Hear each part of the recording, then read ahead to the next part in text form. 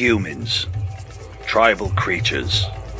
From the earliest times, man has sought the company of others as he explored and conquered this fierce planet. Through the force of his intellect, he has been able to expand his reach to every inhospitable corner of the globe.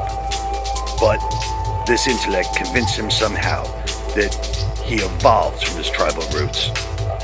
Join me, Dr. John William, as we shed the brilliant light of truth upon humans in their native environments and strip away the modern veil of misleading terms such as games, traditions, or annual events.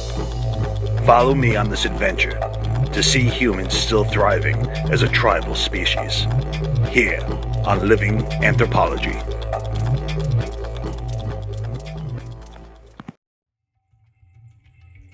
Right, and welcome back to Living Anthropology with Dr. John William.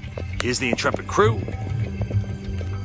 Got my knife with me. Today, we're going to be looking for the witch's lair. Back hundreds of years ago in this area, all of these woods were knocked down, so that way, from Sterling Forest, they took the wood to build New York City. That's why they're all about the same size. It's all overgrown now, but the rumor is that hundreds of years ago, there was a witch that lived back here at an old farm. We're going to see if we can locate that old farmhouse, and if it's still there, see if there's any buried treasure. All right, what do you see about the land? I see that all of it is like uneven. There's like hills. Right, because a long time ago, right over here, on both sides of that little stream, there was a dam, and this was a wood mill where they would cut the planks, and all of this were all canals cut through the forest. Evidence of civilization hundreds of years ago. Right.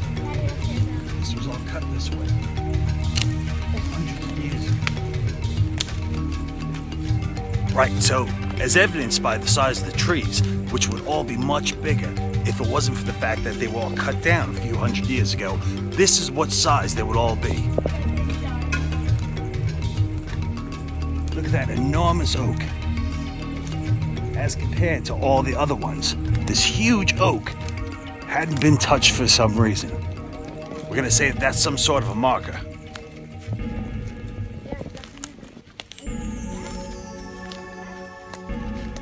What is that?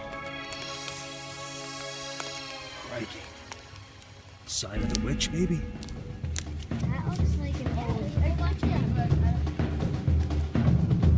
Car must have blew up here. Right, now as we cross the next stream, we're going up to the third trail. With all these markers of the large trees, we seem to be on the right path.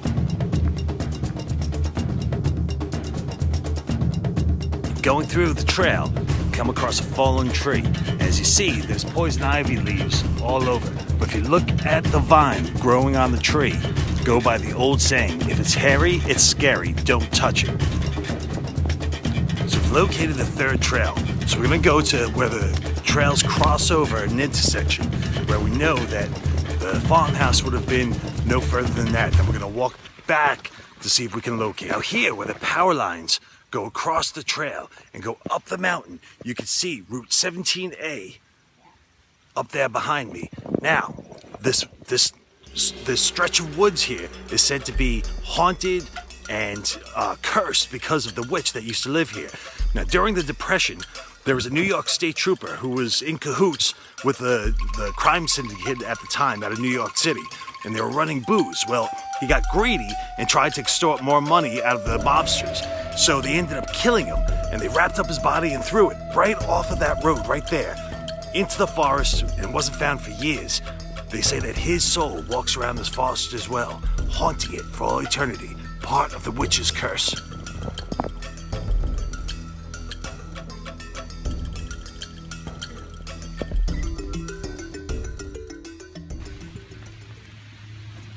Right, cool. There it is. We found it. Just as we were giving up. Oh, just as we were giving up. The old foundation of the witch's house. Right, let's go take a look.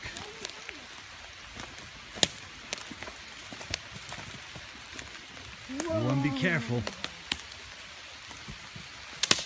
What do you suppose that round thing is? That's the silo. What's a silo? Is that giant thing that one size? Is that giant? Oh, No going in there. Could it collapse? Could be.